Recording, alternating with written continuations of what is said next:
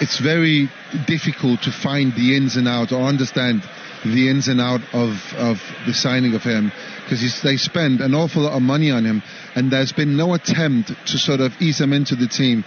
It's just been 15 minutes here, 20 minutes there, 2 minutes, and then you get, the cup game that you start in, and it's not how you build up a good player.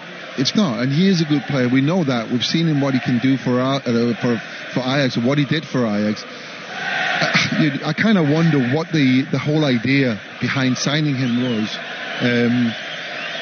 And I think, I think it's gone over the time where he can actually have a future at Old Trafford. Andy Reid, do you think if Manchester City had signed him when Manchester United had signed him, that he would now be flourishing in that Manchester City side?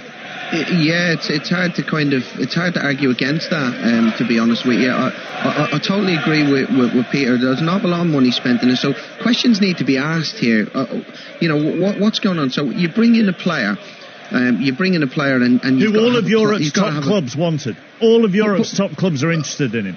But the first thing you do when you bring in a player of that calibre is you set a plan. Okay, he might not hit the ground running straight away, so you might ease him in a little bit here and there, but there has to be a plan moving forward. And I'll think back to probably, and I know it's different in respect of Phil Foden. I always felt that Man City had a plan for him, and it was really, really calculated on how they're going to build him up. And they haven't. Man United haven't had a plan for Van der Beek. So I'm asking questions. Right, who signed him? Did the manager want him?